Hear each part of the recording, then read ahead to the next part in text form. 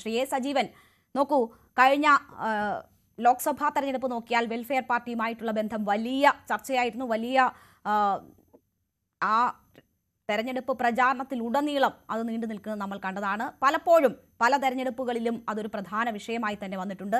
നിലമ്പൂർ ഉപതെരഞ്ഞെടുപ്പിൽ ഏറ്റവും ഒടുവിൽ നമ്മൾ അത് കണ്ടു. അത് പരസ്യമായ ഗുഡ് സർട്ടിഫിക്കറ്റ് നൽകിക്കൊണ്ട് അവരെ ന്യായീകരിച്ചുകൊണ്ട് അവർക്ക് ഒരു പക്ഷേ മുന്നണി പ്രവേശനം സാധ്യമാകുമെന്ന സൂചനകൾ പോലും നൽകിക്കൊണ്ട് UDF നേതാക്കൾ സംസാരിക്കുന്നത് നമ്മൾ കണ്ടതാണ്. ഇപ്പോൾ വളരെ പ്രകടമായി തന്നെ എന്താണ് തങ്ങളുടെ അസ്തിത്വം എന്നത് പ്രകടമാക്കിക്കൊണ്ട് താഴെത്തട്ടിലേക്ക് തങ്ങളുടെ ആശയങ്ങൾ എത്തിക്കാനുള്ള വളരെ പരസ്യമായിട്ടുള്ള പ്രചാരണ പരിപാടികൾ തുടങ്ങുന്നു എന്ന് വരുമ്പോൾ ഇത് കേരള രാഷ്ട്രീയത്തെ ഏതൊക്കെ തരത്തിൽ പിടിച്ചു കുലുക്കും?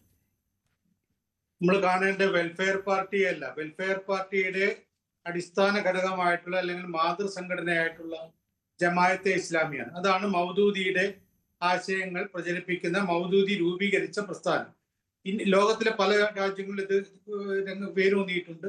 ഇന്ത്യയിൽ കശ്മീരിൽ വേറൊരു ജമാഅത്തെ ഇസ്ലാമി ആണ്. ഇവിടെ ഇന്ത്യയിൽ മറ്റുള്ള സംസ്ഥാനങ്ങളിൽ ജമാഅത്തെ ഇസ്ലാമി ഹിന്ദാണ്. അത് തീർച്ചയായിട്ടും മൗദൂദിയുടെ ആശയങ്ങൾ പ്രചരിപ്പിക്കാൻ തന്നെയുള്ള സംഘടന. RSSനെ പോലെ രാഷ്ട്രീയം പാർട്ടി അല്ലെങ്കിൽ പോലും രാഷ്ട്രീയ പ്രസ്ഥാനമാണ്. പൊളിറ്റിക്കൽ ഇസ്ലാം എന്നാണ് ജമാഅത്തെ ഇസ്ലാമിയെ പറയുക. അവരുടെ രാഷ്ട്രീയ ലക്ഷ്യം എന്ന് പറയുന്നത് ഇസ്ലാമിക ഭരണം എന്നുള്ളത് തന്നെയാണ്. അത് ജമാഅത്തെ ഇസ്ലാമിയുടെ മാത്രമല്ല, എല്ലാ മുസ്ലിം സംഘടനകളും ഈ ഖലീഫയുടെ അല്ലെങ്കിൽ ഖിലാഫത്തിന്റെ രീതിയിൽ ഭരണം കൊണ്ടുപോകണം. ഇസ്ലാം പണ്ട് പ്രവാചകൻ എന്താണോ പറഞ്ഞിട്ടുള്ളത് അതിനനുസരിച്ചുള്ള രീതിയിലുള്ള ഭരണമാണ് വേണ്ടത്. അതിൽ സിവിൽ നിയമങ്ങളും ആണെങ്കിലും ക്രിമിനൽ നിയമങ്ങളാണെങ്കിലും അത് പാലിക്കണം. അതാണ് കുറ്റമറ്റതായിട്ടുള്ള ഭരണമെന്നാണ് എല്ലാവരും വിചാരിക്കുന്നത്. ജമാഅത്തെ ഇസ്ലാമി മൗദൂദി ഒരു പടി കൂടി കടന്നുകൊണ്ട് ആ രീതിയിലുള്ള ഭരണ സംവിധാനമാണ് നമ്മൾ ലക്ഷ്യം വെക്കേണ്ടതെന്ന് പറഞ്ഞ് പൊളിറ്റിക്കൽ ഇസ്ലാം മുന്നോട്ടേക്ക് വെച്ചയാളാണ്. അപ്പൊ അതിനെ തള്ളി പറയാൻ ജമാഅത്തെ ഇസ്ലാമിക്ക് ഒരിക്കലും കഴിയില്ല. ജമാഅത്തെ ഇസ്ലാമിയുടെ പൊളിറ്റിക്കൽ സംഘടനയായിട്ട് വെൽഫെയർ പാർട്ടി സ്വാഭാവികമായിട്ടും അവരിപ്പോൾ ഇന്ത്യയുടെ അവസ്ഥയിൽ എന്ത് പറഞ്ഞാലും അവരുടെ അടിസ്ഥാനപരമായിട്ടുള്ള നയം എന്ന് പറയുന്നത് പൊളിറ്റിക്കൽ ഇസ്ലാം തന്നെയാണ്. അപ്പൊ നമ്മൾ അതിന് കുറ്റം പറഞ്ഞിട്ട് കാര്യമില്ല. പിന്നെ അതിനെ സതീശനെ പോലുള്ള ആളുകൾ വ്യാഖ്യാനിക്കുമ്പോഴാണ് അത് സതീശൻ വ്യാഖ്യാനിക്കുന്നതിന് കാരണം പോലും ആയിട്ടുള്ളത്. ഇത് സതീശനെ പറയുന്നതിന് തൊട്ടു മുമ്പേ ജമാഅത്തെ ഇസ്ലാമിയുടെ അമീർ പറഞ്ഞു, ഞങ്ങൾ പഴയ പോലെ മതരാഷ്ട്രവാദം ഉന്നയിക്കുന്നില്ല എന്ന് പറഞ്ഞിട്ടുണ്ട്. ഒരു കമന്റ് ഉണ്ടായിരുന്നു. അത് വെച്ചുകൊണ്ടാണ് ഇവർക്ക് ഇപ്പോൾ അതിൽ പിന്മാറി എന്ന് പറയുന്നത്. ഒരിക്കൽ പോലും ജമാഅത്തെ ഇസ്ലാമി എന്ന പ്രസ്ഥാനത്തിന് ആ പ്രസ്ഥാനം മൗദൂദി രൂപീകരിച്ച രീതിയിലാണ് മുന്നോട്ടേക്ക് പോകുന്നതെങ്കിൽ അത് മാറാൻ പറ്റും. CPM എന്ന് പറയുന്ന മാർക്സിസം ലെനിനിസം കളഞ്ഞുകൊണ്ടുള്ള ഒരു പാർട്ടിയാ പിന്നെ അത് CPM ആവാനില്ലോ. അതേപോലെ ജമാഅത്തെ ഇസ്ലാമിക്ക് മൗദൂദിയുടെ ആശയങ്ങൾക്ക് അധിഷ്ഠിതമായിട്ട് മാത്രമേ പ്രവർത്തിക്കാൻ കഴിയൂ. അത് അവരുടെ തത്വമായിട്ടുള്ള കാര്യമാണ്. അത് തന്നെയാണ് ഇപ്പോ വെൽഫെയർ പാർട്ടി. മൗദൂദിയെ തള്ളി പറയാൻ ഞങ്ങളില്ല എന്നുള്ളതാണ്. മൗദൂദിയെ തള്ളി പറഞ്ഞാൽ ജമാഅത്തെ ഇസ്ലാമി ഇല്ല, ജമാഅത്തെ ഇസ്ലാമിയുടെ രാഷ്ട്രീയ പ്രസ്ഥാനമായിട്ടുള്ള വെൽഫെയർ പാർട്ടിയും ഇല്ല. അപ്പൊ അവർക്ക് അവരുടെ രീതിയിൽ മുന്നോട്ടേക്ക് പോകാൻ പറ്റും.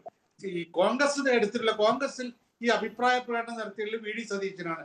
അദ്ദേഹം പറഞ്ഞു കേൾക്കുന്നതിന് മുമ്പേ തന്നെ കാര്യങ്ങൾ പറയാം. ഒരിക്കൽ പോലും ഒരു പ്രസ്ഥാനത്തിന്റെ അതിന്റെ ആശയങ്ങൾ ഇപ്പൊ കോൺഗ്രസിന്റെ ഭരണഘടനയും കോൺഗ്രസിന്റെ ആശയങ്ങളും ഒക്കെ ഇല്ലാതെ ആക്കിക്കൊണ്ട് വേറെ രീതിയിൽ പോകാൻ പറ്റില്ലല്ലോ.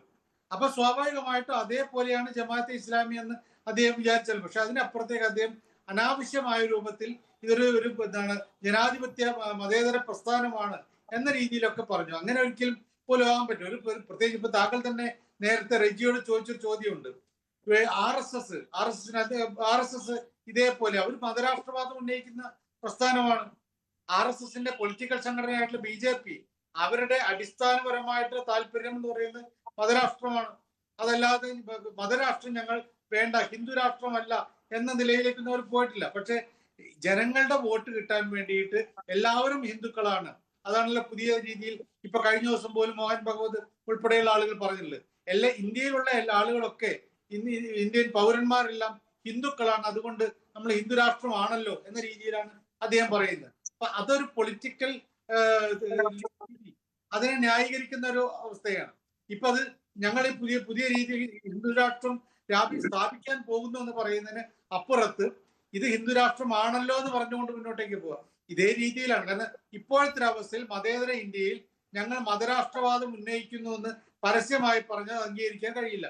പക്ഷേ RSS എങ്ങനെയാണോ ആ മതരാഷ്ട്രവാദം ഉന്നയിക്കുന്നത്, RSSന്റെ രാഷ്ട്രീയ സംഘടനയായിട്ടുള്ള BJP എങ്ങനെയാണോ ആ മതരാഷ്ട്രവാദം ഉന്നയിക്കുന്നത്, ഹിന്ദു മഹാസഭ എങ്ങനെയാണോ അത് ഉന്നയിക്കുന്നത്, അതേപോലെ തന്നെയാണ് ജമാഅത്തെ ഇസ്ലാമി. അവര് നാളെ ഇത് മൊത്തം മാറ്റിയിട്ട് ഇസ്ലാമിക രാഷ്ട്രമാക്കണം എന്നല്ല.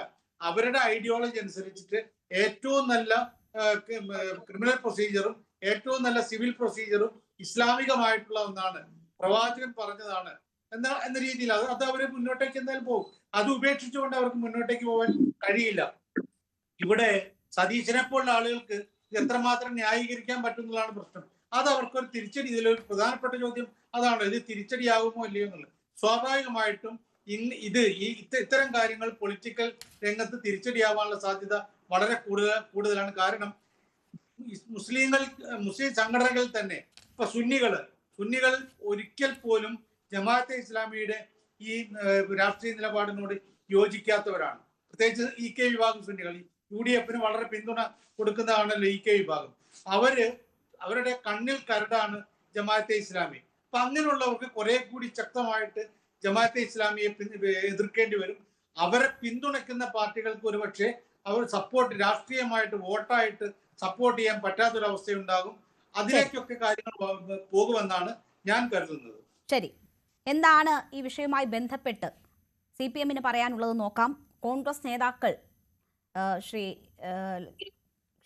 KPCC അധ്യക്ഷനെ ഉൾപ്പെടെ ഉള്ളവരോട് മാധ്യമങ്ങൾ ഇതുമായി ബന്ധപ്പെട്ടുള്ള പ്രതികരണങ്ങൾ തേടുമ്പോൾ അദ്ദേഹം ഈ വിഷയത്തെക്കുറിച്ച്, ഇങ്ങനെ ഒരു ചർച്ചാ സദസ്സുകൾ സംഘടിപ്പിക്കുന്ന കാര്യങ്ങളെക്കുറിച്ച് അറിഞ്ഞിട്ടില്ല, പഠിച്ചിട്ടില്ല എന്ന പ്രതികരണമാണ്. മറ്റ് പ്രതികരണങ്ങൾ ഒരു നേതാക്കന്മാരും ഇതുമായി ബന്ധപ്പെട്ട് നടത്തിയിട്ടില്ല. CPM സംസ്ഥാന സെക്രട്ടറി MV ഗോവിന്ദൻ ഇന്ന് മാധ്യമങ്ങളെ കാണുമ്പോൾ ഈ വിഷയത്തിൽ പ്രതികരിച്ചു. അദ്ദേഹത്തിന്റെ വാക്കുകളൊന്ന് കേൾക്കാം. പ്രതിപക്ഷ നേതാവ് പറഞ്ഞത് ജമാഅത്തെ ഇസ്ലാമി മതരാഷ്ട്രവാദം ഉപേക്ഷിച്ചിരിക്കുന്നു എന്നാണ്. അതായത് മതരാഷ്ട്രവാദം ഉന്നയിക്കുന്ന ഏറ്റവും പ്രധാനപ്പെട്ട ന്യൂനപക്ഷ വർഗീയവാദികൾക്ക് ലീഗും കോൺഗ്രസും അത് ഉൾക്കൊള്ളുന്ന UDFും ക്ലീൻ ചിറ്റ് നൽകിയിരിക്കുന്നു എന്നുള്ളതാണ് അവസ്ഥ.